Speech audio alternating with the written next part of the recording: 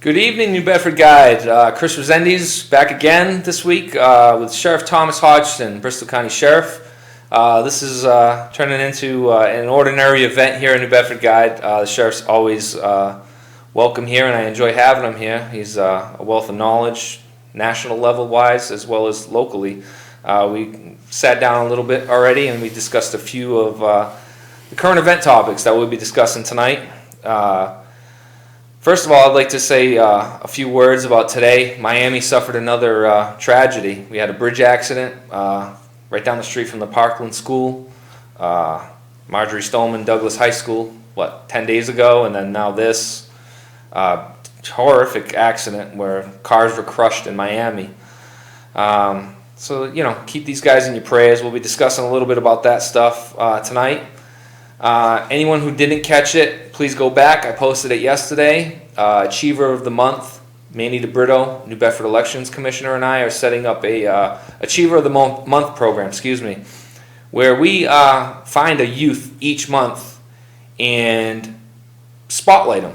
It doesn't necessarily have to be a kid who did great in school that week. It could be somebody that did a good deed. Manny points it out in our interview of a young man from City on Hill School that actually helped an old lady that fell. And we're going to spotlight kids like that just stayed there in the rain and made sure this lady was safe while adults were walking right by and doing nothing. Each month we're going to spotlight a youth in our area, Dartmouth, Fairhaven, Fall River, wherever. Send in your nominations, Chris at New Bedford Guide. And we got some local businesses that are going to step up and donate some cool gifts and prizes for these kids. Also businesses, if you're interested in joining in, we're looking for more people. I'd love to give these kids a great gift and give other kids something to strive for. Hey, I want to be the Achiever of the Month on New Bedford Guide, and that's pretty cool. Do you see all the stuff that guy got? And start building good deeds in this community at a younger level, and try and really build up this community from the ground up and plant these seeds in our youth to want to be kind to each other and to want to just be good citizens in general. So please, Achiever of the Month starts this month. Again, go back. Yesterday we posted a little blurb on it.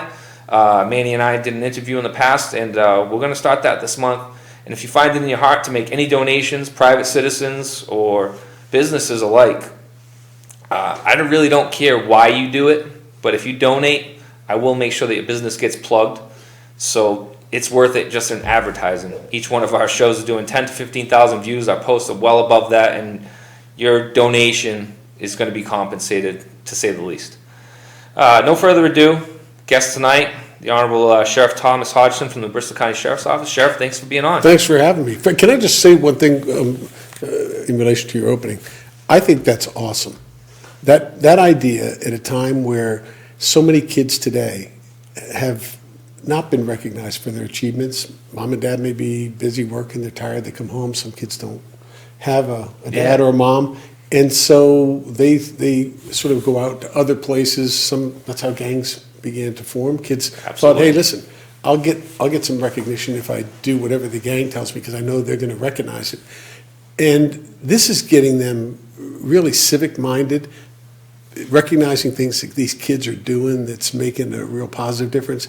Congratulations to you and Manny. Really, I think that is so awesome. I think it is so awesome. Manny's a great guy. Manny and I hit it right off. I mean, I've been around him growing up, but never really have we gotten together. And politically, we're on different sides at times. But, okay. Man, that all goes out the window, and we're just here. We're just two guys that are really trying to, I've spoken to you about it before, really get the kids involved, because I feel like we've lost a generation almost, and I think like we've already worked too hard to fix that generation, where we really need to start worrying about, hey, let's get this generation under us to save us from ourselves at this point. We kind of ruined things for a few decades, I feel. And now if we can bring in a new generation of kind-hearted, civic-minded children that'll someday be kind-hearted, civic-minded adults, and that they can continue this trend. And if we can change one kid at a time. Each show I try to actually help one person. That's my goal.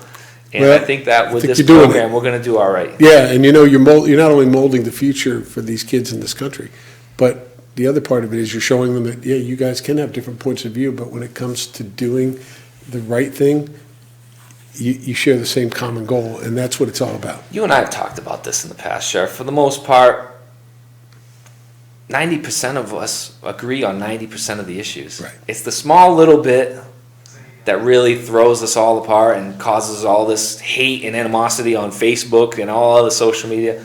We all want the same thing. We want a better place for our children. We want our kids to be educated. We want our kids to be safe. And we want our children and families to have food on the table and an opportunity to be successful in the future. And that's all we all want. Right. Democrat, Republican, Independent, and whatever else in between, you know. Right. It's just how we get there. We all want the same end, but it's the road that we take that we, you know, some people take a different route. And that's fine. And that's what makes everybody different. You and I are different, but we're alike in many ways. Thank Yep. God, because the world would be a real boring place if we were That's all what I alike. always say. You know, it's but how you have civil discourse is really what it's all about. You have to be able to have different points of view. It's what the strength of our country is about. But also, in doing that, making sure that you're respectful of the other person's point of view, listen to them. You don't have to agree in the end. You can, but you can still go out and have a beer afterwards, or a Coke, or a soda, whatever you like, and still be friends who have different ideas. One thing I've gotten good at is saying I'm sorry now that I'm older and saying I was wrong. Still need work on it. I still need work on it, but it's something could all that do that everybody better. worked a little harder at that, and was a little more understanding, and you know, the world would be a better place. Before we think about saving the world philosophically, let's get to today's accident in Miami. We had a bridge disaster where a new structure over at Florida Institute collapsed on some cars in the middle of the day during a pretty busy time. Last I heard, there were about 10, 15 cars trapped under there, presumed dead at this point. 10 people killed. As the sheriff of Bristol County, I know you have the mobile command center, and I know you have different types of units. You've been rumored to, from helicopters to battleships you've had, according to the public. But seriously, on a serious note, what do you have and what do you provide in the disaster situation, such as either a Parkland or a situation like today's in where, you know, hey, we need bodies on the ground, we need specialized units for this and that. What does the Bristol County Sheriff's Office offer Bristol County in terms of disaster preparation and disaster response? Well, we run the CMEDS program, for example, where we dispatch all ambulances throughout the county. We could be dispatching 2 ambulances, and depending what their priority is, you may have a priority 3 call, but then suddenly you have another dispatched ambulance that now is calling in with a priority 1. We already patched the priority 3 call into the hospital, but the priority 1's more important, so we have to put the priority 3 on hold and move and patch in the priority 1. In a mass casualty, you got to make sure all those systems are in place and coordinated to make sure that the people are getting the support and services that they need. In addition to that, we've run the Homeland Security Task Force for this county since almost the beginnings of when I took over. In '98, I went to Washington to study weapons of mass destruction at the time with 125 other people from around the country, first responders, came back, and that's when I acquired the Mobile Command Center. Yes. But one of the things that I did when I acquired it, and people were saying, you know, what? I remember the mayor at the time of Fall River saying, what is the sheriff's chicken little? He thinks that the sky's going to fall. Yeah.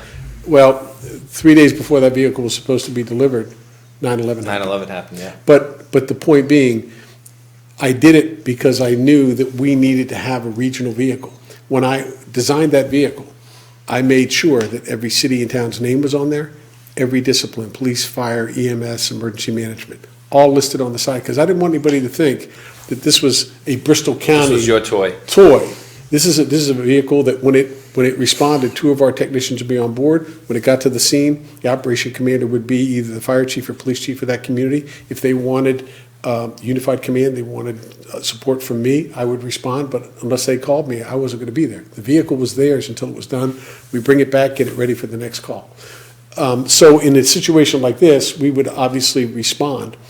There are now, SEMLEC they're different now, regional. Something like being Southeastern Massachusetts Law Enforcement Collaborative. That's right. And then there's a MetroLEC and there's so forth. So these are all agencies that come together that have a combination of sheriff's employees, specialists for K-9 in police departments, bomb detection experts and things like that. And so these are now regional collaboratives that exist. So you would have a unified response in that regard depending on what the situation was. We've been doing tabletop exercises, for example. We've done them for New Bedford. We did it at Buttonwood Park Zoo, brought in the DPW, fire, police, and we have a tabletop exercise of a critical incident. And each of the groups, DPW is over here, they get a scenario, and they start talking about their planning, what do they need to do, and they need to coordinate with police. So they have to have somebody go over to the police table and say, what do you guys need? Here's what we're seeing, this is a scenario we have. Suddenly a second scenario comes in at the same time. All these different groups, you have to have a press group that's there. So we set those tabletop exercises up so that communities can be prepared for these kinds of critical incidents. And then we manage, it's about a half-day exercise. We've got deputies, both auxiliary and law enforcement deputies. So much like in New York, for example, you don't necessarily want the police to be covering the perimeter, right? These are lessons that were learned. Down at Ground Zero, they should have called in corrections people. Let the police go in and do the investigative work, collect evidence, do what they do best, right? Have corrections people on the perimeter. That's what we do. We keep people in, we keep people out. It's maximizing your resources. It's like TSA, right? Remember when they were talking about groping, people being groped by these. Yeah. When I went down to Washington, I had a meeting with the Bush administration at the time and said, listen, why aren't you having corrections people train them? We were looking in the soles of shoes long before the shoe bomber. Yeah. We know all the special hiding places. So I've my point is, visits in my day. yeah, you remember. But the thing is, you get those resources and you utilize them. We have those. We've got auxiliary deputies. So if you need it, say like in New York, you had all kinds of supplies coming in for the rescue workers. Yeah. Somebody's got to inventory that stuff. Now I may have people who are sworn in as auxiliary deputies, not law enforcement, but we can call upon those expertise, a doctor, a veterinarian, to check the dog's paws if they're going in searching an area. So we have those resources that are all available in event we have a critical incident in our county. And I could call up, look through our list, okay, this guy's an accountant, let's get him in, have him set up the inventories for all the products coming in for the rescue workers to make sure they're inventoried properly, there's no theft, it's organized where it needs to be so that we can access it, and it's all logistical support. So there's a lot of resources available for us. We've got transportation vans if you need to move people, right? You need to move rescue workers in and out. You get the buses and all that stuff. So all those things are available, and we're one of the spokes in the wheel. Yeah. Now you have also a bicycle unit that you use for the concerts. I know that, as well as Gillette as well, and the Comcast Center. And now you also have a lot of canines. One of my buddies just got on with you. He was actually behind the wall, and he moved up through the ranks and got promoted the right way, Kenny. Yep. Different types of dogs do you have? What are they? Are they just all strictly for corrections? I know that back in the day, you had a dog that was always being used out for, the feds took them all the time. Bomb detection. Yeah, bomb detection. And, now, you still have the dogs that, for different usages, or is it just strictly? we don't have a bomb dog right now. We actually just trained a bomb dog for Fall River, and we also trained them their dog, a second dog for them for patrol work. Most of our dogs are either patrol dogs or they're patrol, and they also detect narcotics and things like that. But we're going to be doing some more training. Fall River Chiefs asked me to do some training for them in May for canine that will be able to detect ballistics. Yeah, so that's what I was going to get to because of this bridge. It was not the ballistic part, but training such as a cadaver dog. Sure. Or, because I know you have the dogs. Well, we had I think 3 or 4 that we took down to Ground Zero, and they were actually down in the guts of where the subway was, where it collapsed and all those things. So we are, we're like anyone else. We're at a time in our country where we all need to forget what patches we wear. No. And do what you just spoke about with you and Manny. Yeah. Focus on what is our core mission here? How do we do it together? How do we? I did a little teaser earlier with an interview that we had in the past, and I said it there, like, you can make a difference, a much bigger impact locally than nationally. If everybody stopped fighting about Trump on Facebook and started doing one nice thing a week in their community, the world would be a better place. No honestly. question about it. It's just, I'm at the point now where I need Facebook for many reasons, this being one of them. But I'd love just for it to just end, to be honest with you. It's gotten ugly. It's the best thing and the worst thing all wrapped into one. Yeah. And it's tough. Staying in that region, the bridge accident, we're going now back to a couple weeks ago, the unfortunate shooting at the high school in Parkland, Florida. Another kid with a gun. A lot of failure in law enforcement, from the FBI to the sheriff's department down there to the deputy responding. Right. I just saw more footage today that was released of him just standing around doing nothing. Yeah. He had his gun still in his holster from what I saw. It's unfortunate.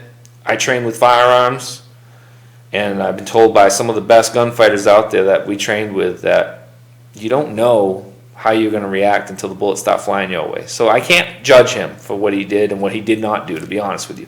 He took an oath. He should have. I got my feelings on it, but I really am not an expert because I've never had that happen. So I can't say you should have done this because I would have done that because I might have froze. I don't know. I don't think I would. But that being said, there was a lot of failures well prior to the shooting. Yeah. All the way up until the kid got out of an Uber with a rifle. It's crazy how that happened. We learned a lot from it. We're still fighting about it. We had a walkout yesterday where, quite honestly, I got my opinion on that. I think civil discourse in a very civil manner is a good thing, especially getting youth involved and to intrigue them. I think I was that kid. I would have just walked out to walk out. You know, if you had done that walkout at 3 o'clock in the afternoon, would it have been that much of a show where the kids have gone home? Right. Or because it was at 10 o'clock in the morning and they wanted to get out of class, because me at 16, I would have been like, yeah, I'm walking out, where are we going? Right. I wouldn't have acted like some of the videos I'm seeing in Memphis and in Chicago where they're robbing Walmarts and beating up people and ripping down flags and causing damage and hitting police. I've been seeing a lot of that popping up now. But they're allowed to protest, and there's been a lot of stuff that we've learned since that happened. Before I go off on a tangent, how do you feel about the gun issue in this country right now? I know that we've talked, and you're a proponent of the Second Amendment, but how do you feel about, especially with the moves that Trump has proposed? One of them being a very bad one, I think, about let's take them and do due process later. That's something that I'm a constitutionalist, and I don't care what you do, you deserve to be treated fairly with Right. due process no matter what. Background checks I'm a proponent of, as long as your due process is afforded to you. Mental health, you have to due Right. process. Hey, Right. this guy, because there's a lot of guys watching their buddies' legs getting blown off in Iraq that come back and need to talk to somebody. That doesn't mean they can't have a gun. Right. So we got to be careful with these background checks and mental health. How do you feel about that? Well, I think that, what we want to do is, obviously, we want to honor the constitutional right to bear arms. That's a fundamental right. As far as the background checks, I think we have to sit down and really think about and try to come up with, look at these situations that have happened over the course of 5 years. Get a commission together and really sit down and drill down and look at it. There are too many sort of quick answers being thrown out there that this will solve it, that'll solve it.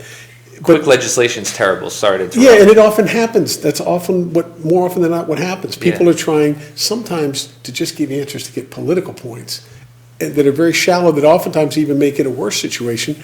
Instead of step back from it, take a look at it and say, hey, how many of these incidents that we've had in the last 5 to 10 years involve people with mental health issues? Look at each of the cases and say, was there a common denominator there, and what can we do differently? Instead of jumping to this and that, we have to have, and the other part of this is that, there's so many people saying, well, you got to take the guns away, that's the problem. Look, forks don't make us fat. AR-15's been around for 50 years, I tell people. And it's not a weapon you can use in the war, because you're not going to take anybody down with it, right? So the point is that we get into these tangential debates about things, but we don't have the facts around the cases. Sit down and let's really, if we really want to look at this issue, find out where the common denominators are and say, can we correct this without without bumping up against the Constitution? Yes. If it is bumping up against the Constitution, how do we do this without taking away rights that are afforded us through our heritage Yeah. and on our country? So I think, look, I'm a big believer that we need to harden our targets, the security at the schools, the security in places. This notion that, the arguments, this is how the arguments go. I saw one today where people were saying, there was a sign I think some students had that said, you have guns protecting you around the White House, but we don't have them at our schools. And at the same time, they're saying, well, take the guns away. You can't have both. You can't have a gun-free zone and then have people protect you at the same time. You can't. And we know that like Chicago's got some of the most strict gun laws, and they have how many murders a year? Incredible. I read a story yesterday that they're actually sending Navy corpsmen for training there. Navy corpsmen are those who hurt, who help the wounded in a wartime situation. Yeah. So the best on-the-job training is in Chicago right now for the Navy identified that. Yeah. That's a sad state of affairs. Yes, it is. Yes, it is. And so look, I think we have to really look at this problem from a sensible place, and that is look at what the common denominators are, and then we can take a hard look at really assessing it, not on emotion, not on partisan political lines around weapons and whether we should take them or not take them. I think you got to look at the facts, and that's unfortunately with elected officials, they don't want to take that time because they want to come up with these instant satisfaction, shallow answers that they think are going to help them get elected for their next term. Yeah, it's talking points half the time. Yeah. It's the same ones, and then the people say, "Oh, thoughts and prayers." They do that whole chart. Well, you know what? We can keep doing the thoughts and prayers because I know when I pray for somebody, deep down I mean it. Right. So yeah, I'm going to continue to give my thoughts and prayers, but also let's not come up with dumb things that are not going to happen. Right. Because it's disingenuous. Right. It totally is. Like, hey, we're going to do this. No, you're really not. Don't be disingenuous. Because if you really wanted to fix the issue, you would look at the stats. All right, let's take away the AR-15. Okay, the AR-15 takes part in 1% of the murders in the country. So to me, let's take out the boogeyman at 1%. You're taking away people's constitutional rights. Heller made it clear. And now, the Maryland suit where they said AR-15 can be controlled, blah, blah, blah. We're waiting for the Supreme Court for Kennedy to go, quite honestly, because once he goes and he gets replaced, Maryland, the Supreme Court's going to take up that case because in the Heller decision, it was stated, the majority of the decision was that common weapons should be afforded to citizens. At 15 million AR-15s in the country, I'd say it's a common weapon. So it's a common weapon. So what you want to do is not be disingenuous. You don't want to take away the AR-15. You want to start there, but you want to take away guns. Just come out and say it. Right. Don't be disingenuous. Just say it. I want to take guns away. I'll respect you. Cool. That's awesome. I'm glad you feel that way. Now this is why I feel this way. We can talk about it. Right. The Supreme Court already said we can have our handguns. You're not going to take those. Right. So, and that's why we keep going in this circle. We're not looking. We're just saying, oh, we're going to take away. No, you're not going to take this away. And those don't work. Assault weapon bans don't work. They've been proven. The FBI statistics prove it. Columbine happened during an assault weapons ban. The kid magazine restrictions. Now it comes out the kid in Florida used 10-round magazines. So guess what? That doesn't work either. Right. So we really need to. I would love to find the solution. I'm a father. Yes, I'm a gun guy. I'm a pro Second Amendment guy. But first of all, I'm a father. Right. I have a son and a daughter that I don't want to get mowed down in a school. Right. So let's find the solution to make that happen. And it's not taking away one gun. We got to figure out how to treat kids, identify these children. In Newtown, they actually started the program where they actually identify children and that are more capable of going off the reservation, you could say. I'd like to do that. I'd like to teach people, like I started the show off, to be kind. Go sit down at lunch with a kid that's weird. Don't pick on him. Right. Because that's what's happening. These kids that are shooting are getting picked on. They're doing, they're not in their right minds for different reasons. Be kind to each other, and this stuff doesn't happen. The AR-15's been around for 50 years. You used to be able to walk into a Sears and buy a firearm 50, 60 years ago at a hardware store. Right. No kids were getting shot up at school. Kids had guns in their trucks. Oh, yeah. 30 years ago, 20 years ago, sometimes some places 10 years ago. Which goes to the point that we're both talking about, which is, are we really looking, if you look at it from that perspective, what changed? And are we really looking at what's different? And I think about, I remember saying to Mitt Romney when he was running, when he was the governor, I said, listen, you want to figure out how to get to the core issues around the problems that are going on? Talk to the educators. They know these kids. They They do. see every day a kid that comes in that doesn't have a coat in the middle of the wintertime. They see the dysfunction. They can pick these kids out. And why aren't we working with them and sitting with teachers and drilling down and going, talk to me about how you can help us identify kids that you think are at risk for mental health problems. And then how do we help you and help this child to get the help early on, instead of waiting till they get so far into their hopelessness that they start lashing out. These teachers, they're very smart and they're very sensitive people who pay attention. And, everybody's expected them to sort of be the nurses, the counselors. All the above. When they got into it to help these kids get to the next level of education and success, and they've had to be deviated from it, and everybody's pointed the finger and said, the teachers aren't doing enough. Well, you know what? Sit down and ask the teachers, ask the educators, and say, what is it that we can do? How can you help us, and how can we help you?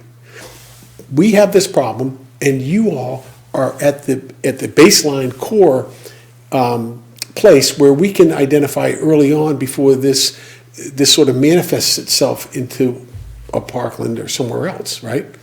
Now I'm 100% pro-blue, as you know. Yes. And I did start this conversation off by saying law enforcement failed because the kid was identified by the school. Right. But how? Well, and that's a point. Okay. Yeah, but that's what we learn about now. If they're identified, to your point, let's do something about it. Yeah, there has to be that discussion with education and a protocol for how do you do it. Okay, if you've identified this, you brought it to the police. What is the requirement of police to follow up? Yeah. On both sides. I mean, you got a partner on this thing. If I'm telling you this kid we believe is a danger, then you have to have the resource from law enforcement to go in and look at it, investigate it, and then make a determination, talk to the teacher. Say, listen, this is what I'm finding. You're seeming to think it's more severe than that. Maybe we bring in a child psychologist when we have a difference of opinion like that. Yeah. And let's figure out what's going on with this kid and get the kid the help to get them out of that place. And then if they're found, and then if they're deemed at that point to have an issue, then you have to get. Then you got to plug in. Then we got to figure out the whole background check thing. Right. People are like, oh, the background check. No, really. Right. To your point, figure out the problem, identify the problem, put them in a category where they can't. This can't happen. That kid should not have had firearms. Right. It's not the firearms' fault. He should have not had firearms. The police, the FBI, all knew about him. The school, they said, Christ, the school said if he shows up with a bag, don't let him in. Right. And he did. And how many calls? I mean, I think it was 39 calls that they had to the home and everything else. How does that get missed? And therein lies the real sort of core issue that we have to figure out. How did a kid have that many red flags, right, and encounters, but nobody cared enough? What fell short? I think honestly, what was the threshold where you finally would do something? This is where people are gonna not like what I have to say. The liberal thought process of coddling over the past 10 years and the way that we used to handle that instead of being tough on situations, it's coming to roost now. Well, it's interesting. You have to be tough in situations like this, and you have to make the hard decisions.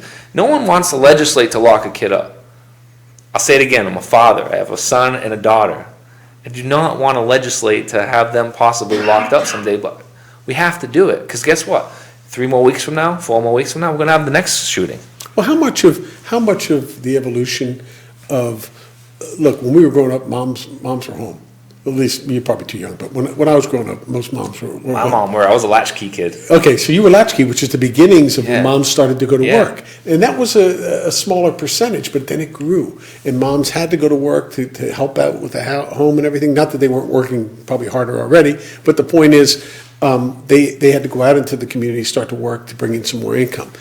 What began to happen was maternally, a lot of those mothers probably would rather have stayed and been there with their child. Of course. Okay, but so what happens? You go to work, you feel badly you weren't there, you tend to become more lenient. At a time where the kids really needed the guidance, right? I'm guilty of that. Well, I think we all are. I think we all have been. But we don't do it out of ignorance. We do it out of emotion and out of concern for our child. Yeah. I didn't have make as sure much he knows time as I I love would have him. liked. Yeah, so I'm going to give you a little more leeway here and there. Where in fact, continuing with consistency around boundaries and accountability would have been the better choice. So over time, society became more and more lenient around these things. And then we suddenly started to see that some of this stuff wasn't really followed up. It didn't really matter. It wasn't a priority. And suddenly here we are. And let's not forget, if we're replacing those interchanges and exchanges with mom or dad who's home with the violence on videos and the repetitive message that they keep, it may be a game, but after, I think we talked about this once. Years ago, the military went to war games on computers, and they did it for a specific reason. Yeah. They did not want the soldiers, when they went out into the field, They to feel any desensitized. attachment Yeah. to killing somebody. They programmed them through the computer games for it to be a game. It's desensitized. So as soon as you see the enemy, boom, boom, boom, boom, boom, you don't think about it, because now your brain has been programmed to see it as a game, not as an emotional attachment to another human being. Again, I agree with you, but I don't like I know you don't feel this way. It's not just the game. Oh, sure. It's part. You just laid out a bunch of different aspects why we're getting to this point, and it's tough. You and I could keep talking about this. I want to move on a little bit though. Sure. Same topic, but the sheriff's office. We've discussed in the past how you are more capable, especially with your relationship with the president now, to get these federal funds, grants and whatnot. You had a great grant writer when I was there, and I'm sure you still do. Yeah. Get grants to offer training through your department for the schools, or grants for schools or municipalities that cannot support financially putting an officer in the school. Maybe you can supply a deputy through these grants. Are you exploring those possibilities right now? We're certainly open to it. We always defer to the local police department to see if in fact they want to pursue that and if they have resources available to do it, or partner with them. But as this begins to develop into a program in the schools and how it's going to be protected, I mean, I'm a big one for any teacher that would like to carry a weapon, and give them additional an incentive for doing that. If they choose they want to do it, there should be some And a background check and whatnot. Same as a have all deputy. that. And whatever training they go through would have to be the same training that a police officer goes through for carrying the firearm and reaction. I would say more training, just to give that extra level of the buffer to make people give a peace of mind. No, they should come out. They should come out on the firearms training alone only. They should, except for their title as a teacher, they should be at the same place a police officer is. It's just that they have a different name. Yeah. So, and they have a different function normally in the school, but they have the same capability. And once they meet those training standards, go through some scenarios with the local police so that everybody's on the same page, everybody knows. You have to. Once you do that, now you got people that are strategically located in your school. In the event there's a situation that they can mediate it immediately. So I really believe that that's important, but I do think if we get into the deputy volunteer situation, obviously it would be the same circumstances. We'd want to make sure that it was well thought out, well coordinated with the staff, well coordinated with the local police department. But again, we would. Of course, it would have to be if they needed it. Of course, that's how I preface this. I know you're not in the business of just shoving deputies down people's throats. Correct. No, you don't want to do that. No, and when I started out, that was one of the first things that I said we needed to do. We need to build a collaboration. I brought all the chiefs in and said, look, let's build a collaborative of executives here, and we all have an equal stake in this game. Yeah. And they would meet with me regularly, and we developed some regional plans. And there was no real egos. Then I brought the fire chiefs in with the police chiefs, which had never been done but they started to learn that, hey, we're trained differently than you are. We come with 8 guys on a vehicle to an emergency. You come with one One guy, and guy. you pull right up at an overturned gas truck on Whatever it is, 195, and you're telling everybody get out of the way. We stop a quarter mile away and we walk down Yeah. because we know that any time that could blow up, you guys are trained to, hey, get everybody out of the way at all costs. Crazy. We're trained about, yeah. But they learned something. They laughed at each other and they thought, yeah, you know what? That's where our divide is, because we didn't think about the fact that we're trained differently. And it goes back to what you just said about teachers. Using their knowledge. Yeah, absolutely. Everyone brings a different skill set. I have mine, you have yours. And if you sit down and talk to people, you can actually, and throw your egos and leave them at the door, good things can happen. Right. You know, and unfortunately, that's not what's happening in this country now. It seems like this divide is just growing, and growing. But to your point, we know that is where we failed. Yeah. So the question is, if you truly want a solution to this problem, then you have to be willing to come at it in a way you know that's going to work, and no longer hold in those old patterns, whatever they are, whatever sort of restrictions you put on yourself from working with somebody else. Those got to go away. It has to be that we are all invested in this solution, and that we all have a place in coming up with the best approach Absolutely. to minimize the risks at all costs for anyone in those kinds of situations. And like I said, we all want the same end result. Yes, we we just do. take different paths there. Right. As long, I don't know one father who doesn't want their kids safe. I don't know one father who doesn't want their kids happy, Right. for their kids to have opportunity. We all want the same thing. Right. We may go to the voting booth and pull a different lever, but we all want the same thing. There's no one that goes and says, I'm going to be part of this party because I want this country to go to hell. Right. We don't do that. The reason why we choose who we choose is because we think they're going to be better for our children. Well, you may have one way of tilling your garden, and I might have Yes. you might till yours north to south, I might till mine east to west, and I might think my way's better, but in the end, I tie a trash bag different than you. It's that simple. Right. We all do things you different. see me tie a trash bag? No, I haven't. But you know what I mean? It's I just, know, it's easy. It's like Yeah. just this, down to the square root. We just do everything different. Yeah. And we should, and that's the beauty of us as human beings, as a country, as a melting pot. Let's take all of us and come up with a solution. I sat down, well, I didn't sit down. We did a remote show where I did it from my kitchen, and Craig was up in his office, and his dog was trying to get in on him. And he's a teacher who wrote a piece that he says teachers shouldn't carry guns. So we sat down, we spoke for an hour, back and forth. It was great. It was a great video. One thing it did show, and I was with Craig this past Friday discussing we're going to do another show because he thinks the AR-15 should be banned away already. We talked the way you and I are talking, and then look what happened. Friday night, I was out with him having a couple beers with him. That's the way it should be. I mean, come on, it's that simple. And I bet you learned some things, and I'm sure he learned things, right? You had different perspectives. I've told you this in the past.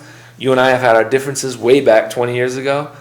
I've grown, you've grown, and now look at us. It's just that simple. I mean, it's you grow and you learn. And now, the older I get, and now with kids, thank God, I've gotten patient. Think how old I am. Don't feel bad. On this, one last part about this this whole situation with Bill de Blasio pulled his police officers from the school now. Now, we're not even talking about arming teachers. This guy, the mayor of New York, anybody who knows him, Bill de Blasio, who's almost like a shock jock, it seems like at this point. Yeah. He just does things and says things just to get a reaction. He's actually pulled his police officers out of schools. So not only is nobody's armed in the schools now. Yeah. What's the story behind that? I think you've had a there's some stories around a lot of things that de Blasio has done, and unfortunately, in my personal opinion, he represents, I think, what you and I have been talking about. That people that are more focused on partisan party politics in making decisions around how government should work based on politics and not on the best interests of the people the government's supposed to serve is the problem. And we've seen it time and time again. And with Mayor de Blasio, he's had issues with the police there. They have had their strong differences in the way he's sort of undermined New York NYPD. Yeah. And I think he's he's also opened the eyes of a lot of New Yorkers that maybe he's not as focused on the people's interests as he is on the things that politically. He's agenda driven, without a doubt. Right, and partisan very partisan in much of what he does. There's no place for that. You can inject your views and what have you, but you can't compromise the welfare and the benefits of the people that elected you to satisfy some political vendetta you have or some. I'm trying to wrap my head around why you pull cops out of a school 10, 15 days after a mass shooting at a school. Well, I mean, it's almost like the saying, "Hold my beer." Let me do something crazy. Hold my beer. Like, what are you doing? Like, how do you get to that point where you say, "Well, I think I'm going to pull cops out of schools"? It happened. What, today, yesterday? I don't get it. And I think when you do something like that, particularly if you're doing it around right after a major tragedy in a school, you owe it to the people to explain why. If it's such a great idea, share it with the rest of the country. Why? Yeah. If you think that this is really going to help people be safer in those schools, then explain it to the rest of the country if you really believe in it. And perhaps everybody else will take them out of the schools. Yeah. But I don't think so. Hey. But I don't think so. I can tell you, I know that won't happen. Right. Let's move up to another topic. You were over at the National Sheriff's Association, the annual meeting in DC. We actually had to reschedule. You were supposed to be on a couple weeks ago. You got a little ill afterwards. Probably went down from traveling around. How is that? I mean, it's the first time that actually the president has sat down with all the sheriffs. Am I right or am I wrong? Well, no, I've been to 2 meetings at the White House with the president. There were only 3 of us that were at that meeting at the White House. And then I was at a previous meeting with, I believe it was 4 other sheriffs. I'm saying before this president. No other president has actually sat down during the National Sheriff's Association, right? The annual meeting with the sheriffs? Well, no, not to my knowledge. That's why I read it somewhere, so I wanted to clarify. Yeah, no, and certainly President Trump has been very pro-law enforcement, which has been great. He's very supportive and close to the sheriffs, and the sheriffs feel very appreciative of what the president's done to reestablish law enforcement's foothold in the communities, and so he had addressed us last year. He addressed the national sheriffs, and then this year it was only 3 of us that were asked to go to this meeting, and then I think he did have 1 meeting with the executive board. Yeah. And then I had been to 1 previous meeting on another occasion with the Angel Moms and Dads at the White House. But this is a man who gets it. He's a problem solver. He's not afraid to take on these problems that America has known existed, that have been mired in political back and forth in Congress.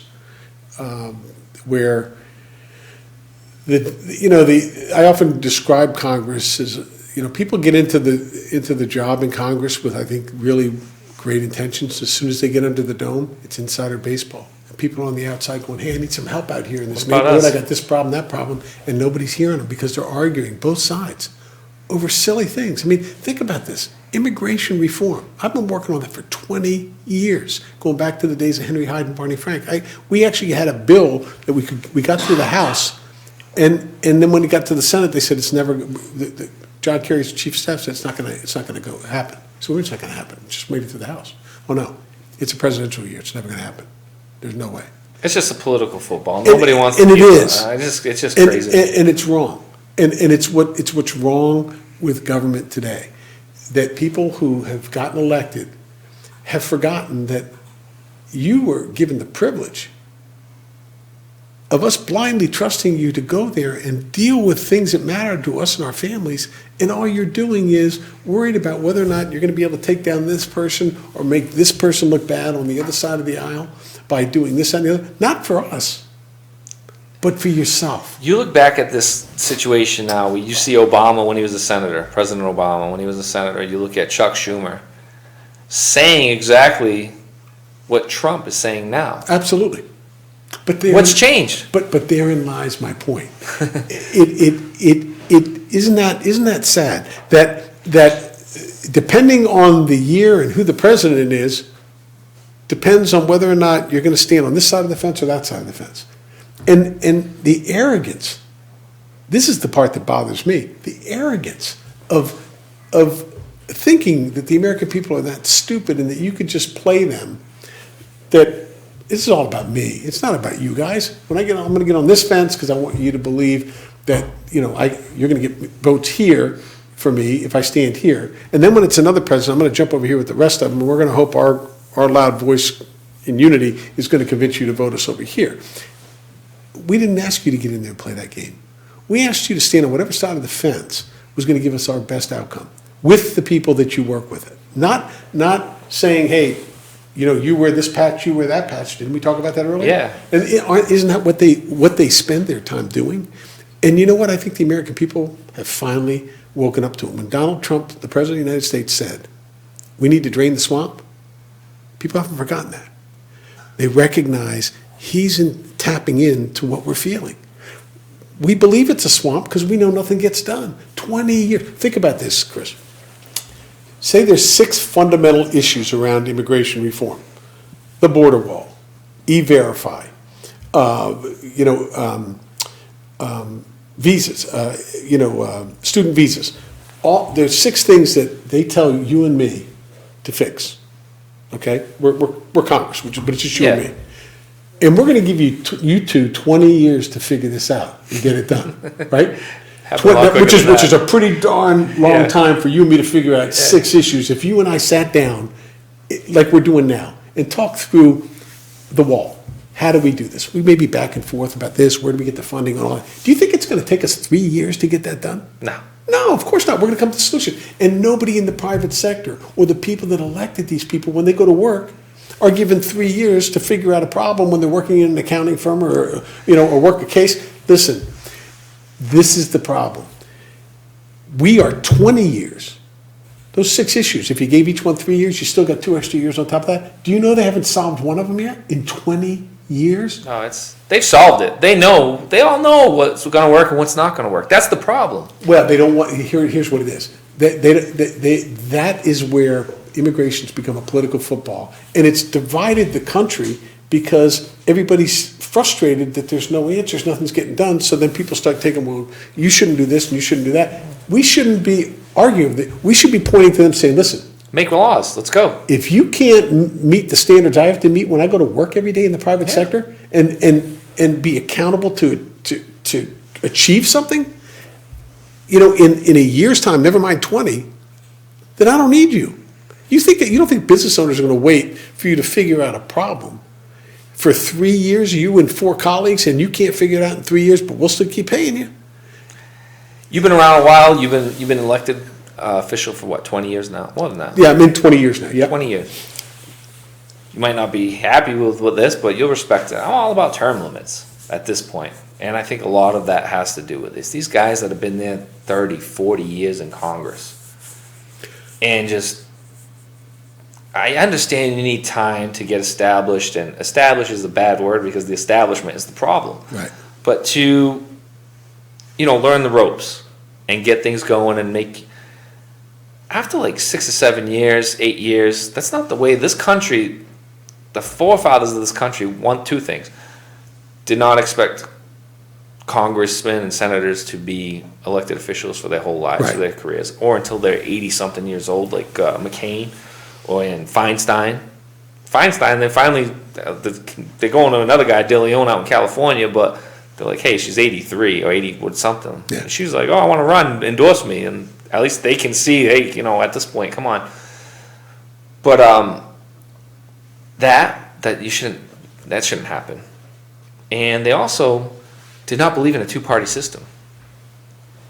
They believed in just people, like you said, and representation. Like, if they knew that it was just going to be Democrats versus us versus them, they would have done something back then. That's one thing where I think they failed, was they foresaw a bunch of stuff that I would never have. It's the best model ever, as we know. But I wish they had implemented something where they didn't allow a two-party system the way it is right now, because it's just vitriol out Right. there. Nothing gets done. And It's you know what happens? frustrating. When you get into a legislative role, it's easy to become institutionalized. Yeah. And what happens is you fall into whatever your party or whatever the group says, and you have these caucuses. And the other problem with it is you got 2-year terms. So as soon as you get elected, you may be starting some project, and some of these things Take time. They take time, and they should take time.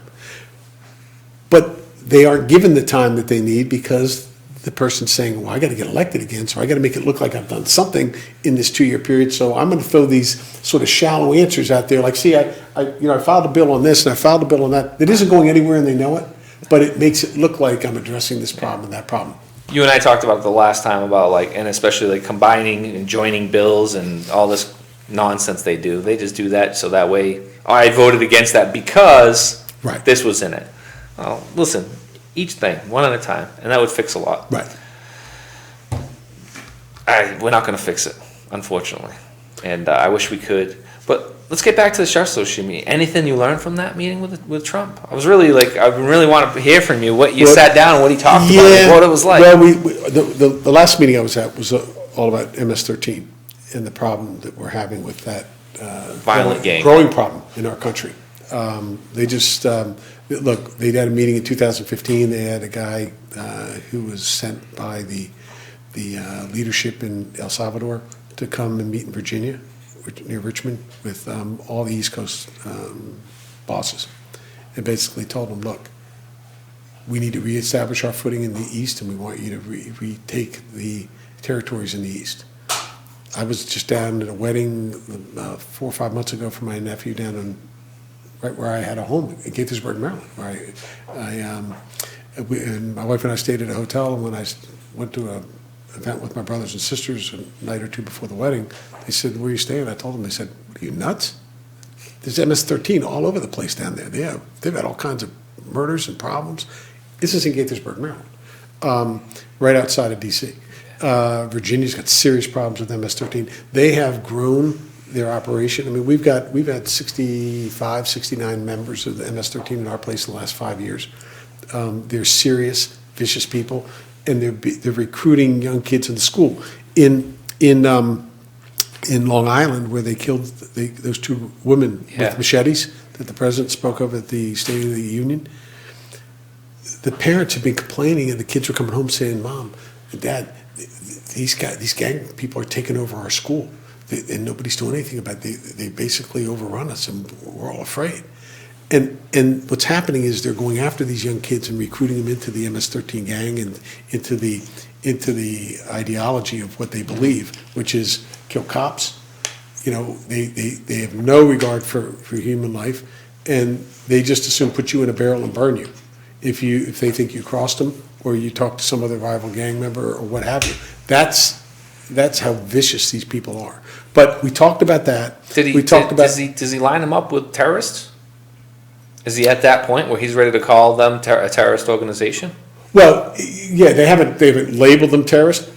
For example, there was a member of Congress, several members of Congress were in the meeting as well, and the congresswoman out of, I believe, Virginia had filed a bill that basically says that if you are a gang member, right now you can't deport people just because they're gang members.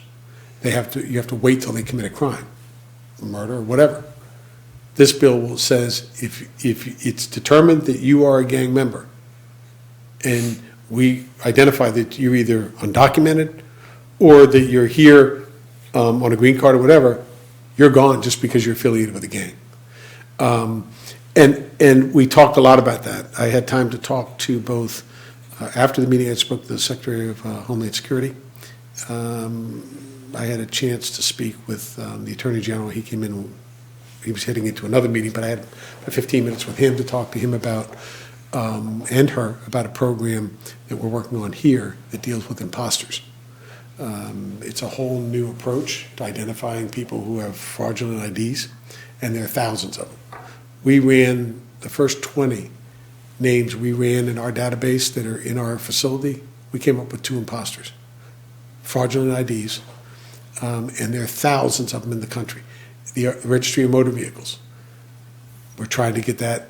I spoke to the White House about the idea of trying to create an incentive for RMVs around the country, give them an incentive to agree to work with these protocols and to query their databases based on these new approaches that we have. Yep. And we're going to find thousands and thousands of people who have fraudulent IDs, many of whom are coming through who have Puerto Rican IDs, which is where the Dominican cartels and so forth have been Travel working through there. Have been working to work that system, because Puerto Rico It's in shambles. It's a corrupt society at it this point. is, and they just required everybody to get new birth certificates with Social Security numbers. So they've been stealing those. We know what the prefixes are. We know, and we're not going to have people saying you're targeting illegals, because we're doing this based on a felony under state law of having a fraudulent ID, and that's going to uncover a lot of the drug cartel people. It's going to uncover a lot of people in our prisons alone. I'm working on trying to get sheriffs across this country, query all your databases, find out who's there, and do it based on this whole new approach. Have the sheriffs that you've reached out to, have they really opened up to the idea? The ones I've spoken to are very interested in it. I had a meeting with Tom Homan as well, who is the acting director of ICE, and spoke to him about this very thing. But look, we have to.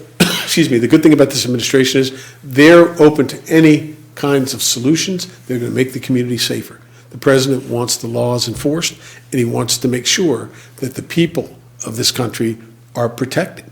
And no more of this sort of skirting around laws to try to satisfy political. The reason why I brought up the terrorism thing, because the definition of a terrorist, I mean, guys like the MS-13 members, they're terrorizing neighborhoods. They're actually terrorists who have committed more murders and crimes overall than what we identify as domestic terrorists. Right.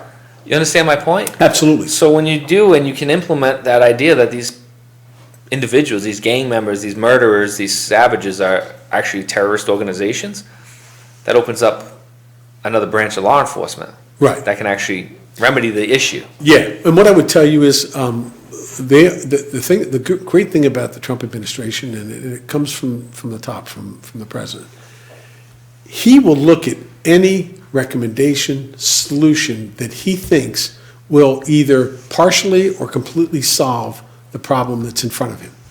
He doesn't care if you're a Republican or a Democrat, and if you're going to sit there and try and stonewall it, he sees government like he does the private sector. He's a problem solver. And he calls people out. He told his buddy the other day, "What are you scared of the NRA?" I was like, "Whoa!" First president to ever get endorsed by the NRA just said, "What are you scared of the NRA?" But you know what? He got a reaction. But you know what? He's doing what is real to the average person out there. They want to see that. They want a leader who says, "Hey, I'm going to hold you accountable to this. Yeah. What's the matter? You're not going to get this done." Some people may not like his style, but you know what? They're used to the old. The style is where I lose sometimes. He loses me at times. Yeah, I get it. I hear you. But you know what? I think in the end, what we want to look at is the ground game, the end game. What is it? All I care about is results, to be honest with you. Hey, he's talking about another tax break for the American people. All the while, the Democrats are talking about a 2018 victory for Congress and a tax raise. Right. And you know, and the president, look. Excuse me. Have you ever heard of that? Hey, we're going to run for 2018. We're going to take over the Congress, but while we do that, let us tell you about a tax increase that we want. They've actually had the proposal already out there. Yeah. They are going to increase taxes. That's their game right now. Yeah. I'm like, and people are like, yeah, I'll vote for you. They continue. You know what they do when they do those things? They continue to make the line more clear.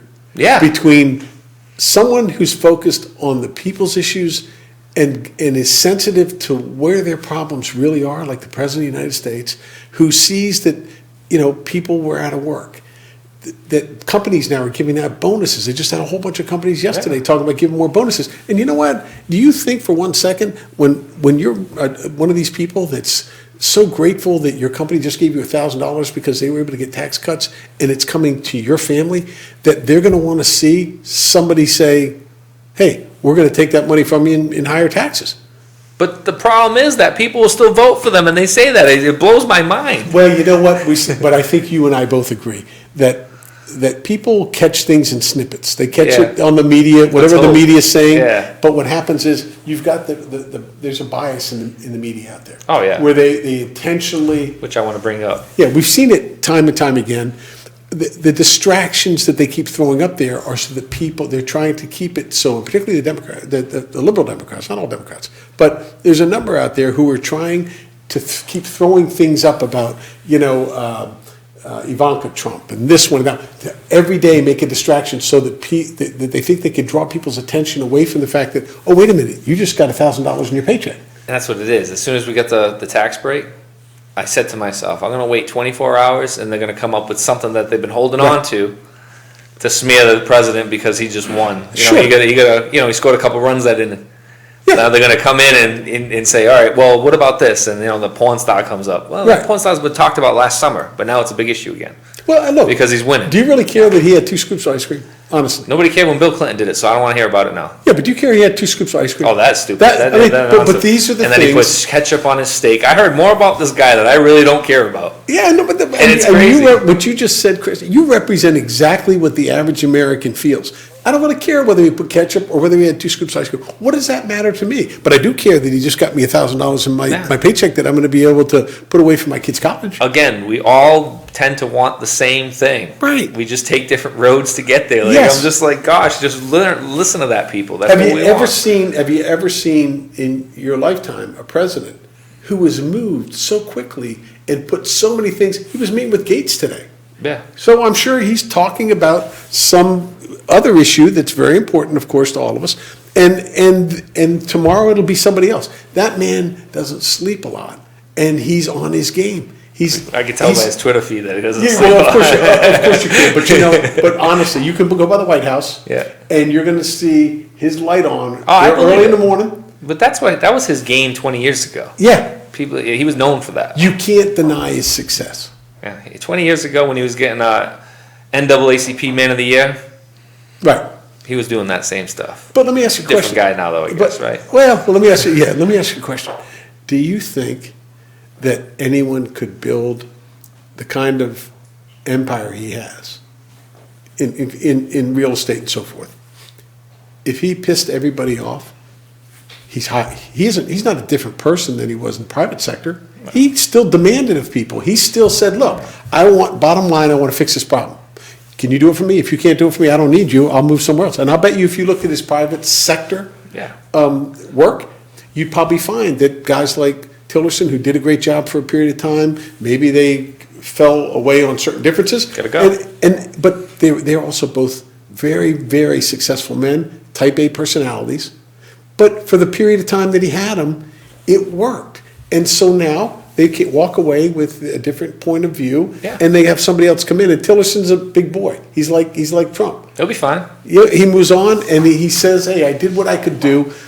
We got to a point where we had differences. So you know what? Somebody else will fill in. I'm going to go back and do some more things that I like to do. He'll be fine. Yeah, he'll be fine, and he's going to continue to grow, just like people like him do. You talking about 20 years, Trump's been doing this and that. And the people are going to say, well, he failed on this, and he failed on that, and he failed on this. Well, people like me that just have not like me because I've grown, I do different things now, but let's just say someone that works in the same job for 20 years. You never really tried anything outside the box, so you never failed. So it's easy to say, oh, he failed. This is a guy that's like, I'm going to buy an airplane, I'm going to buy wrestling, I'm going to buy football, I'm going to do this. He's done it all. Of course you're going to fail. You can't bat 1,000. Nobody bats 1,000. Right. Well, how many times have you fallen down on ventures? I have. I told my wife I was going to be rich 100 times already. I'm going to do this one next. I'm going to do. But here's the point. You're better and smarter because you did. Yes. Okay? I've learned each time. You learned. And I'll never forget a guy telling me when I was a police officer down in Maryland, this guy owned the Bobby Baker Hotel on the waterfront. And he once said to me, he said, let me tell you something. You will never become a millionaire until you go bankrupt at least once. Now, I don't necessarily think that's the best road to get there, but what his point was look, you aren't going to learn enough until you Absolutely. really understand what it's like. You To pull it out. you try the first time, you might fail. But that failure will be the education that got you to eventually reach that goal. Absolutely. Absolutely. And that's how I feel now. I finally learned how to grab opportunities. I've always had opportunities. I've always been a worker. I've always tried to go for a little extra on the side. You Right. know, let me try this out. Let me try that out. Maintaining my main thing. But now as you get older, you learn I can get this. I can hold on to this wave a little bit. It's like surfing, you know. I can catch this wave and Sure. ride it out a little longer than I used to be able to, you know. And you got to keep trying, folks. And that's what he does. And he's been so successful. Yes, he's fallen a million times, and people will point that out. That's the whole point of this whole.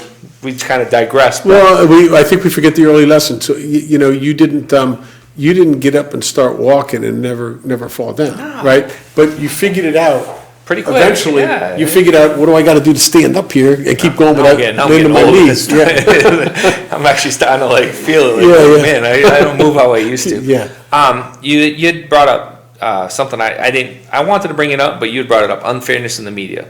You found it necessary to post on your Facebook page kind of a rebuttal to a Boston Globe article written about the suicides. We've talked about this in the past. We actually went in depth about it. I talked to you about how I want to do a mental health campaign. You were very receptive to it. Absolutely. I want to give you the opportunity to clear that out because, the Boston Globe kind of just slammed you and kind of left out important parts of what you told them.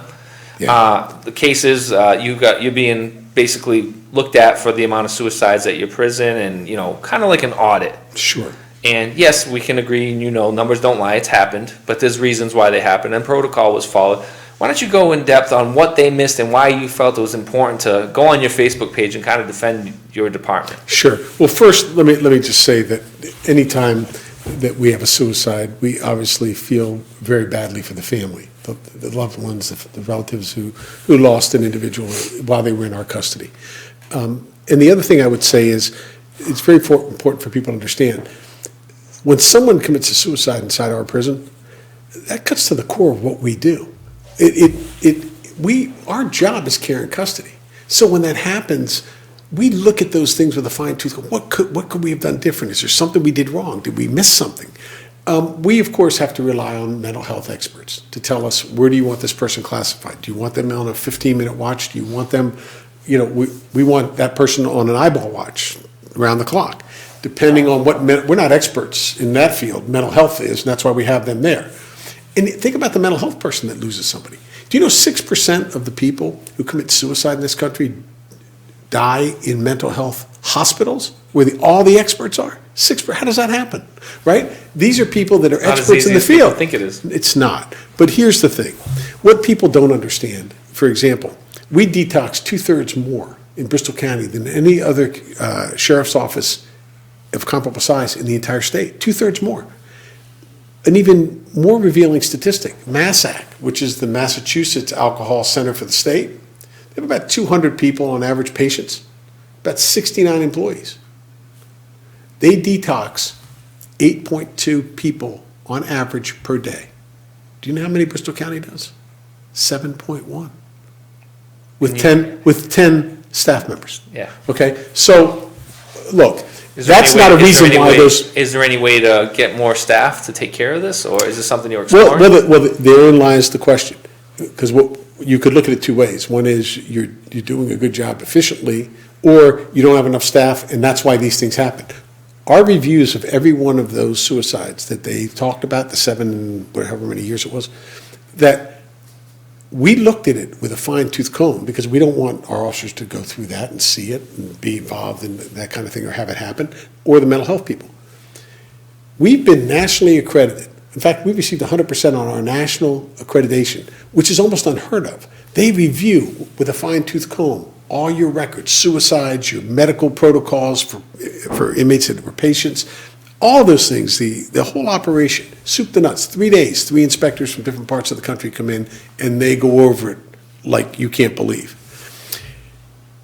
we got 100%, including the reviews on the suicides. The correction health commission, which is a national commission that reviews prisons on medical care, reviewed all our files and said, you followed all the standards and the protocols of the highest standards in the industry around healthcare. The federal government inspects us every year. They go through the same things, look at all our files, look at the suicides, anything that's happening. They look at all that and they review it. And we want that. I invite that. I don't have to have an ACA accreditation, national accreditation, but I do it because I know we want to be the best we can be at what we do. And we want to be scrutinized because we want you to look at it and tell us we can do something better, regardless of what part of our operation it is. We also have the DOC inspections every year. We got no gigs on any of those mental health protocols or treatment. Now, do we still look for things? Of course. We developed a behavioral unit where the other sheriff's departments send their people because we do have a behavioral unit that can deal with mental health people and get them into better behaviors and get back out in the general population. We had one that came from Middlesex. Middlesex said, we cannot handle this guy. Can you take him in your behavioral unit? We did. He worked his way through our behavioral program. That kid's gone back to Middlesex, and they've never had a problem with him ever again. And look, we all know that everybody wants to find someone to blame when a suicide happens. Of course. The truth of the matter is that as hard as you look at these things, oftentimes they're not going to give you any indication. And we train our officers to look for this stuff. I had a kid that committed suicide when I was there. I went to school with him. And he did it right after talking to me, right after talking to another officer that went to school with him. You know, you did this, the process was overnights is you switch units to keep fresh, right. You know, instead of sitting overnight, third shift. I think it's boring. 20 years goes by in your lifetime when you're supposed to sleep at that time. You just can't switch, Right. All right, we're up now. You know, sometimes you get sleepy. So what you do is you implement a procedure where each officer switches after, I think it was 2 hours, 4 hours, whatever it was. I went through, other officer went through, another officer went through, then when all three of us went through, the next officer he didn't know, and he hung himself. Yeah. But at the time all three of us talked to the kid. And no indication. No indication because trust and believe.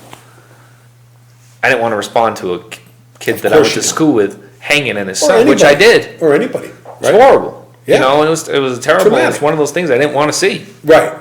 But we had, and you raise a great point. In one of our cases, the person had just hung up the phone with a family member, said, I'm not going to bail you. The guy was perfectly fine. Got off the phone, went back to his cell, and that was it. The family member didn't even know. The family member didn't pick up anything on that, any indication. But we train our people, listen, watch the phones. If you see somebody that starts getting upset, or you suddenly see a demeanor change, that they look like they're becoming detached or despondent or whatever, notify mental health immediately. If it ends up being nothing great, but we'd rather you notify mental health. We were doing that 20 years ago. Yeah. When I worked for you. Yeah. We were doing that 20 years ago. And again. It's nothing new. You've done the process. I'm sure you fine-tuned it since then. I'll probably walk into a whole different jail today than I did back then. Yeah. But, well, as you improve in things, right? Yeah, you don't expect to have more, right? You don't expect to have more. Because when you had less that you were aware of in learning as things evolved, because we became the mental health institutions, you would expect that there would be more. Not when you get better at it and you put better systems in, are you going to have more, unless something else changes, which has to do with the opioid crisis, the number of people we have to detox, all that. That's something I want to talk to you about in the future. I really want to see if it's something you'd want to get into as a department in helping in our community, somewhat like the Plymouth County Sheriff's Office does, where you're sending out maybe like a guy from pre-release along with a deputy to someone that's just overdosed, and having this guy that's now clean and been locked up for about 9 months, They do it like now with the New Bedford Police. They do it where they send a pastor, a police officer, and a mental health person, and all go. But I think I've been sitting down. I'm like, hey, you know what? Sometimes it's not the police officer. Sometimes it's not the pastor. Sometimes it's not the recovering addict that's out on the street. Maybe a guy behind the wall. Maybe Right. use some of your pre-release guys and give them an extra job and something to really strive for, and maybe some training where they can get out now and become a mental health counselor when they get out. Right.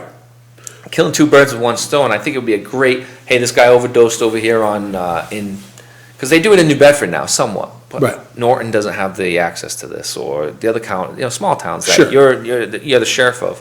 And you send out a deputy, you send out a mental health facility guy, and you know what? Send out Yeah, that's worth looking an at. inmate, Yeah. a guy on pre-release that's been through some training. You have about 6 or 7 of these pre-release guys. That's something I wanted to talk to you about. But an idea to stew on, and have these guys think of the story that would be. Yeah. You got mental health or drug treatment counselors that are actually behind the wall doing time. Right. Now they get out, they're working almost like they're on the job training while they're incarcerated. Right. You know, Yeah, that's an interesting approach. It's not so dissimilar to, we have one of the highest high school graduation rates in our prison. And when I was at the last graduating ceremony, I told the inmates, I said, let me tell you something. I am incredibly proud of each of you. And let me tell you why. What you did was much more difficult than if you had stayed in high school and completed this. You had to come back. You had to make a conscious choice to come back to school. And once you leave school, it's not an easy thing to do, but you did. And you set your goal and you achieved it. And look, you've got a certificate that you're going to be able to walk out of here with now. But you also did something else that is equally important. You have now elevated yourself into a position of leadership. Yeah. Where you now have taken, whether you knew it or not, you've now accepted the responsibility of being a leader because you've accomplished something great.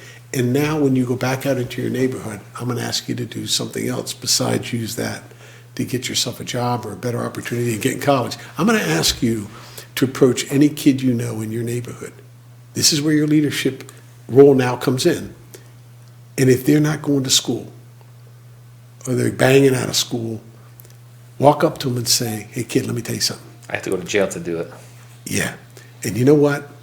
Stick with it, because you know what? It's much harder to do this. I got mine, but I'm telling you from experience, and I'm asking you to go back to school. You know what that would mean to that kid?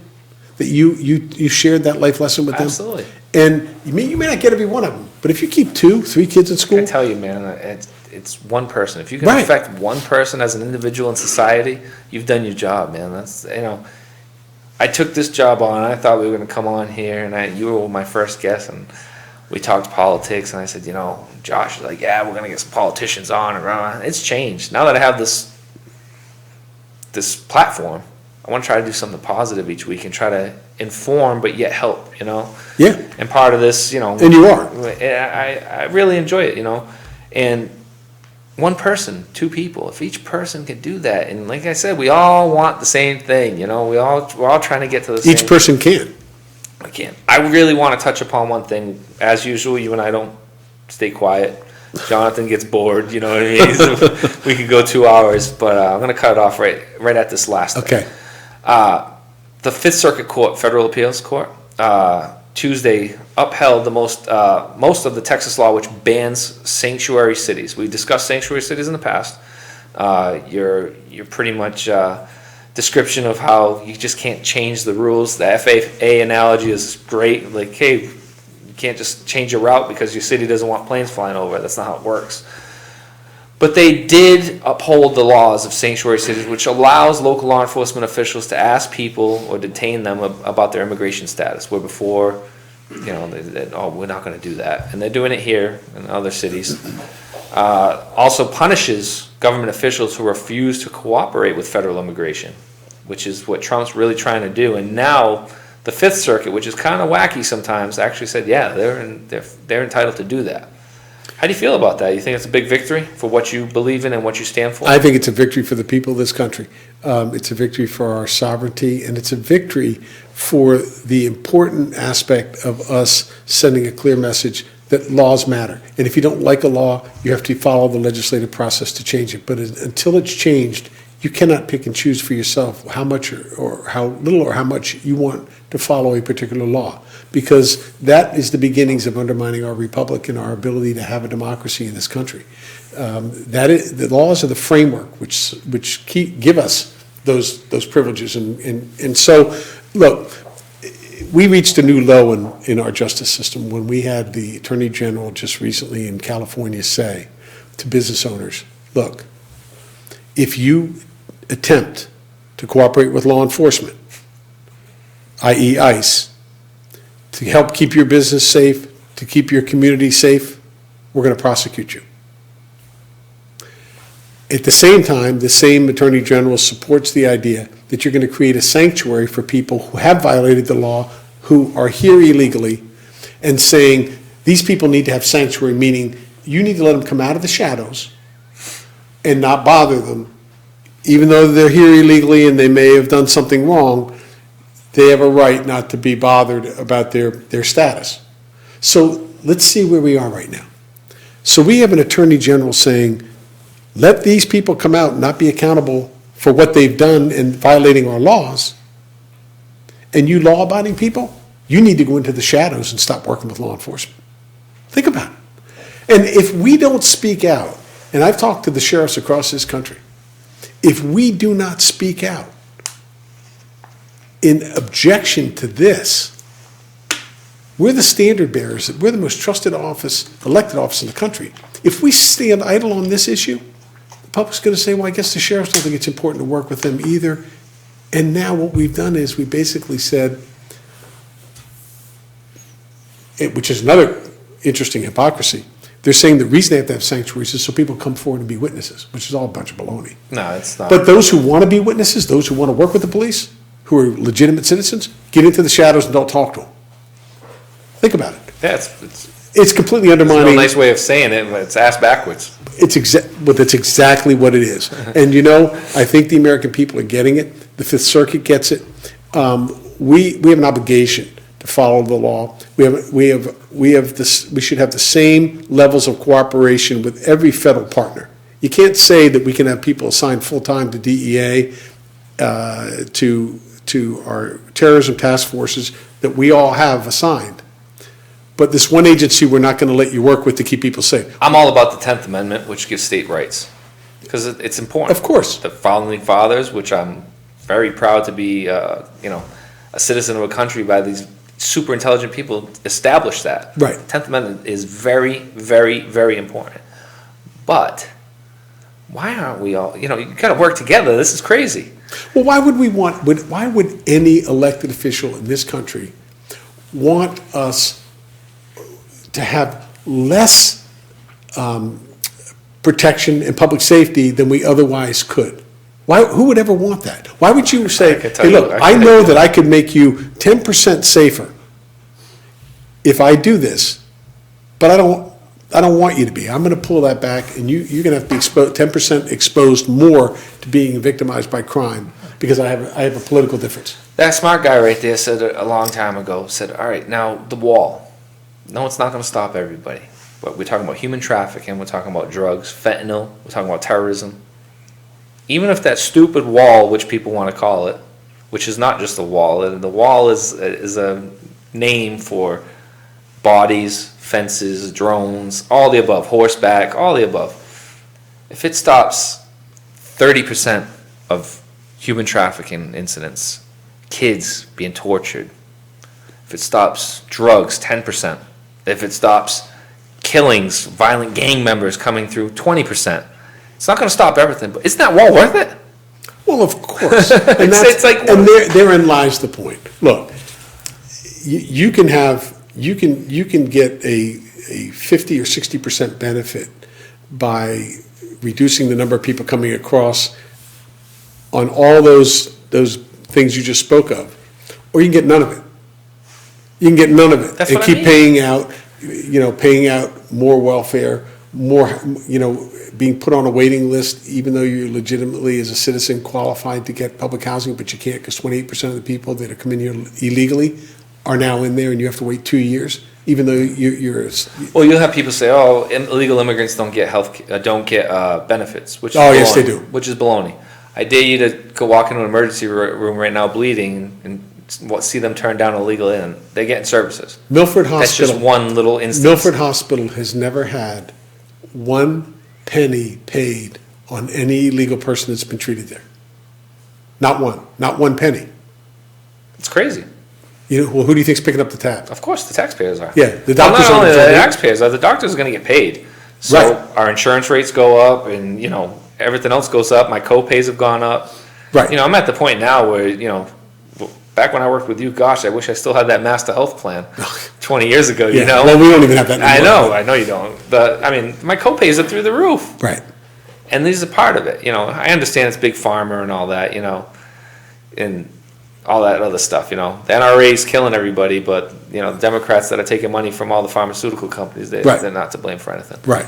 So that being said, everything goes up exponentially based on the losses they take. Businesses are going to continue to make their money. Doctors are going to continue to make their money. Hospitals are going to continue. The groups are going to continue to make their money. The insurance groups, all that. So what do? They raise our prices. Right. And that's what people that don't see I don't want to see a kid go without getting health care. Right. I don't. Right. But I don't want to see food taken off my kid's table either, because nobody wants to do anything about the influx of non-citizens. And when you think about it, all these arguments about, these people just come in here to get jobs, and legitimately some are. Of course they are. Because you know what? They want up to, but here's the problem. Places like Guatemala, Honduras, El Salvador, they already don't have maybe a lot of opportunities there. So what are we doing? If we're going to allow people to come in here illegally, okay, and not stop this flow, the very best of the best that they have, who have a work ethic, are coming here for work. They'll never build an economy there, and things will never be okay. By skimming off the top and taking their people, their best. They'll never grow. So what you got to do is the federal government's got to step in and go, you know what? We're cutting your aid until you get your government get your government in order, get your police department in order, and get the corruptness out of it, and we'll give you aid and support you. But if we are not going to keep dumping money and aid over here. Your corrupt government's stealing it, not giving it to the people, and you're sending them over here, and then taking money and sending it back again. We're not going to do that. We're going to set parameters like Trump's doing. Trump's saying the same thing. Hey, on the trade, right? We want fair trade. It's common sense. So anyway, the whole idea is that, look, we have got to make sure that we follow the laws. We have the security in place. The wall's got to be there, and it isn't just going to be a wall. There's going to be cyber stuff. There's going to be all kinds of things. There's going to be monitoring stations. There's going to be an increased number of patrols. Yeah, extra border agents. Look, you just say the wall. I've been saying this not for a wall. years, because all we need to do, and I've been to every border in Israel, bring in the Israelis. They've been doing it for years. They've perfected it. And so, look. Israelis also do other things, like make everybody serve in the military for 18 months mandatory. Yeah, they do. Yes, they do. That's other stuff that I'd love to see as well. Yes, they do. You know what else they do? We were at a conference in Washington I'm part of APAC, and we were one of the at the seminars, the big seminars they were doing, and they were showing some of the new. The Israelis are brilliant people. They've invented so many different things. I mean, the irrigation system in Israel that they created is amazing. But they had a guy up there showing us about how you can access like a water cooler with no bubbler on it, purified water, and it's coming out of the air. No kidding. You put it in the room. You hit the button, it's a dehumidifier, basically. It takes the water out of the air, it's purified, and you have drinking water. Sweet. Yeah, it was an amazing, but they have all these different technologies and things they've created that we don't have to recreate, right? Around the wall, they're not building a wall down because they have so many tunnels, they figured it out. We got to build a wall down now. Yeah. Right? So, look. But they also hit with a hammer, too. They what? They also hit hard with a hammer in Israel. When bad stuff happens, bad stuff. Immediate. And they don't have a lot of problems, do retribution. Immediate. Right. Oh, You believe know, me, I would it's- say, I just yeah. left my parents' resting place, Yeah. and I was heading back because we were gonna go to the airport. And as I was leaving, East, Jerusalem, I saw a rocket going up. Oh yeah. And what happened was, they had fired on a border patrol person in Gaza, and within minutes, They hit the house. sent up a missile. We can go hours upon. Yeah, we can. the There's a lot- Israeli yeah, conflict, yeah. which I'd like to actually. Yeah. Because it's something that I'm very much interested in.